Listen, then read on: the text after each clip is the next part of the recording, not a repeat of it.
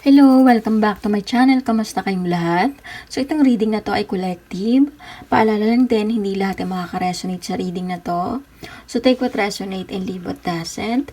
So, ibig sabihin, kung hindi ka naka-resonate at hindi na-pick up yung energy mo, ibig sabihin hindi para sa'yo ang reading na to.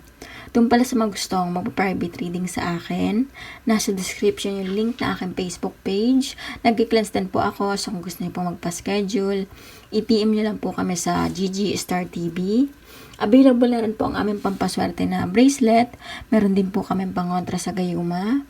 At meron din po kaming all-in-one na bracelet. So kung gusto niyo po mag-order, naka-pin post na po sa baba yung link ng aming Facebook page.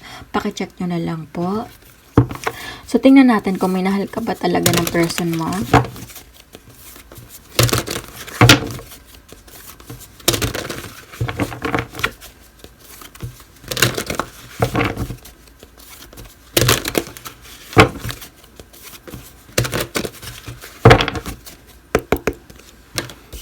Five of Cups, the Tower, Seven of Pentacles, Two of Pentacles, Five of Wands. So nakikita ko dito, iniwan ka ng taong to. Kumbaga, lahat-lahat ng pagmamahal mo, mga pangangailangan ng taong to, ibinigay mo, sinuportahan mo siya sa pangarap niya. So nakikita ko dito, naiwan ka mag-isa eh. Kumbaga, nasaktan ka ng sobra. Hindi mo alam bakit ginawa ng taong to sa'yo to. Dahil ikaw naman dito, nag-sacrifice ka. Kahit para sa sarili mo or sa mga pangarap mo, hindi mo nagawa dahil nga umikot yung mundo mo dito sa taong to. So ngayon sa nakikita ko dito, tinatry mong bumangon kahit nahihirapan ka, pero hindi mo alam kung paano ka mag-uumpisa. Ito yung nakikita ko na meron pa rin namang natitirang pagmamahal dito sa sarili mo, kaso hindi mo makita, kumbaga hindi mo ma-appreciate kasi doon ka pa rin nakatingin sa nakaraan or dito sa taong binigyan mo ng pagmamahal mo. Sa nakikita ko dito, mahal mo pa rin yung taong to, kaso hindi mo alam kung ano ba yung ginawa mo or ano ba yung mga pagkukulang pa na hindi mo ibinigay sa taong to. Kasi ito yung nakikita ko na question mo yung sarili mo hanggang sa gumigising ka sa umaga na parang hindi mo alam kung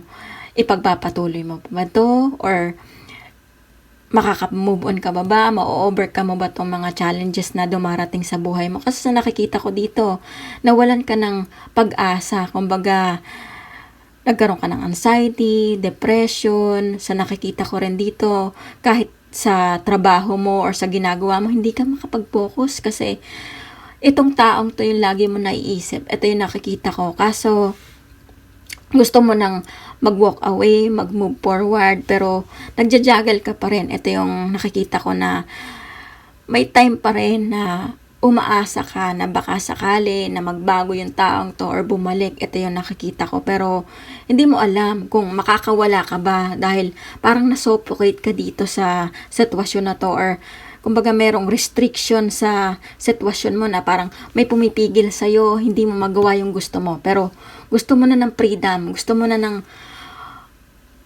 pag-move forward or kumbaga kalimutan yung taong to, pero sa nakikita ko, hindi mo alam kung paano dahil wala kang peace of mind, wala kang clarity. Ito yung sinasabi dito na hindi mo magawang mag-umpisa dahil nga yung isip mo, yung pagmamahal mo, parang na-question mo dahil sinayang mo sa isang taong to na hindi ka naman binalue or kumbaga hindi ipinaglaban itong relationship nyo. Ito yung nakikita ko na nanghihinayang ka sa mga panahon na ito na sana ibinigay mo yung time sa mga importanteng tao sa buhay mo. Kasi sa nakikita ko, maaring kinontrol ka rin ng taong to or kumbaga tinalikuran mo rin yung pamilya mo or kumbaga dito ka lang talaga sa kanya nag-focus kahit na anong gawin mo, hindi mo magawang piliin yung sarili mo dahil nga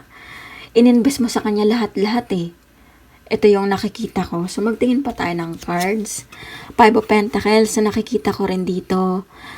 Hirap ka pa rin. Kumbaga, pinipilit mo na mag-focus na ngayon dito sa situation mo, pero hindi mo alam dahil nga iniwan ka ng taong to eh. Ito yung nakikita ko na walang-wala ka, nag-uumpisa ka pa lang, hindi mo kayang harapin ito. Ito yung nakikita ko na maaring nag-invest ka sa kanya financially, tapos ngayon nakakaranas ka ng mental problem dahil nga gusto mong malaman kung ano bang dahilan, kung bakit nagawa ng taong to sa'yo to.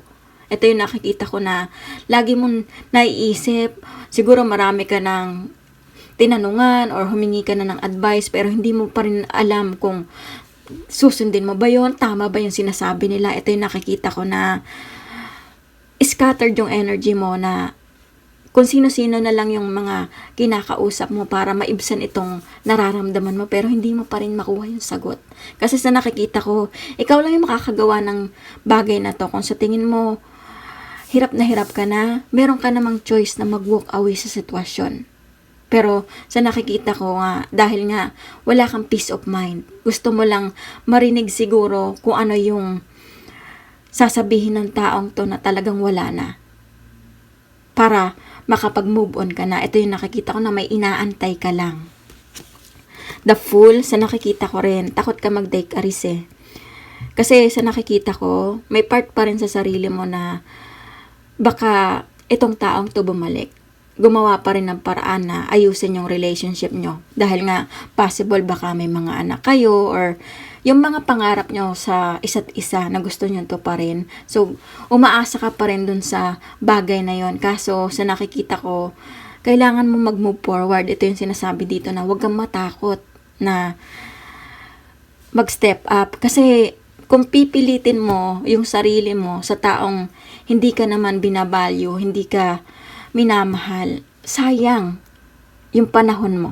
Ito yung sinasabi dito na pwede ka sanang makakilala ng new person or kumbaga mag-grow ka pa sa iyong career. Kaso hinihila mo yung sarili mo dun pa rin sa nakaraan na meron ka namang choices na mag-move forward. Kasi nga sa nakikita ko, ganun talaga yung pagmamahal mo sa taong to. Talagang tinodo mo. Wala kang tinira.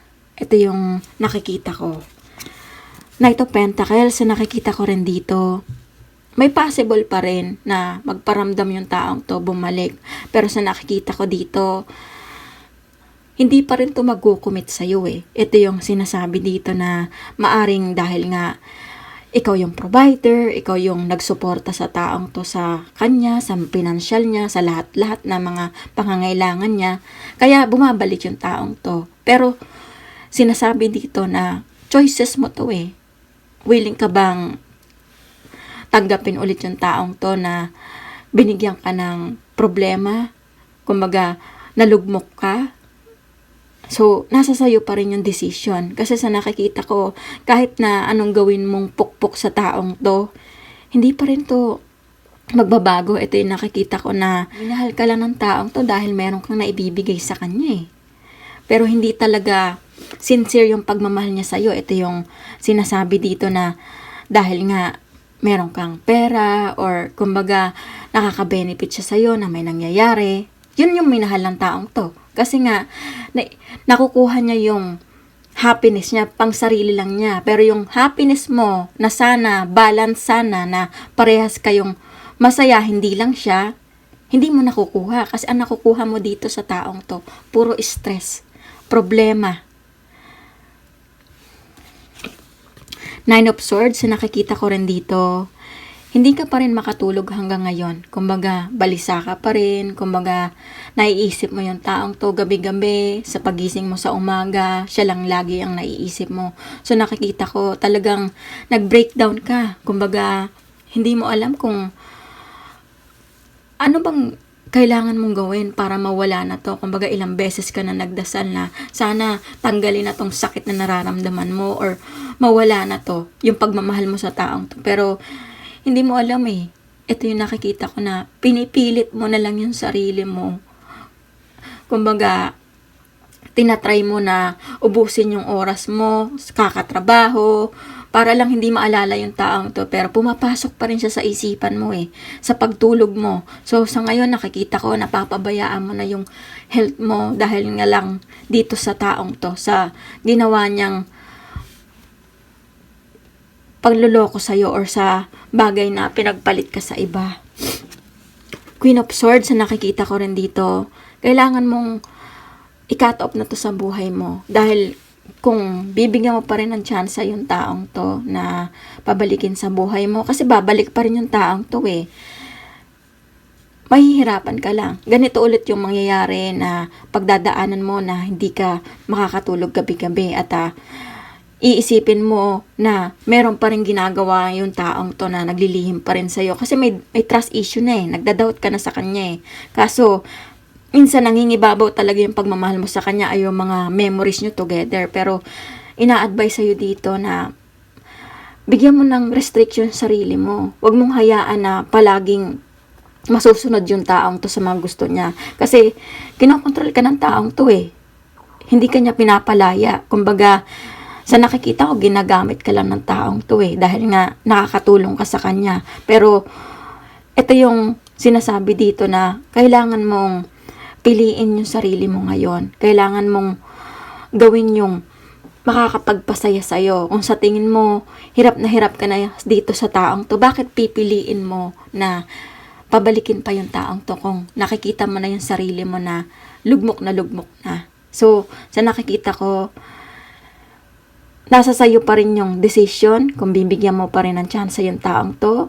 Pero sinasabi dito, obserbahan mo muna kung yung taong to gumagawa na ng paraan na magkaroon kayo ng communication. Kasi sa nakikita ko, hindi pa rin to magiging honest sa'yo. Meron pa rin tong mga gagawing bagay na ikasasakit mo or ikasasama ng loob mo.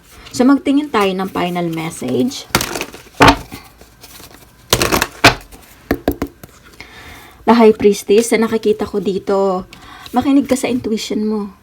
Kung sa tingin mo, nararamdaman mo na niloloko ka pa rin ng taong to, nagsisinungaling sa'yo, hindi pa rin siya nagsasabi, meron pa rin siyang tinatago na ibang babae or involved niya na third party, huwag mong bigyan ng chance yung taong to. Kasi sa nakikita ko, hanggat meron kang doubt at merong pumipigil sa'yo na bigyan ng chance yung taong to, ibig sabihin nito, hindi align yung taong to para sa'yo.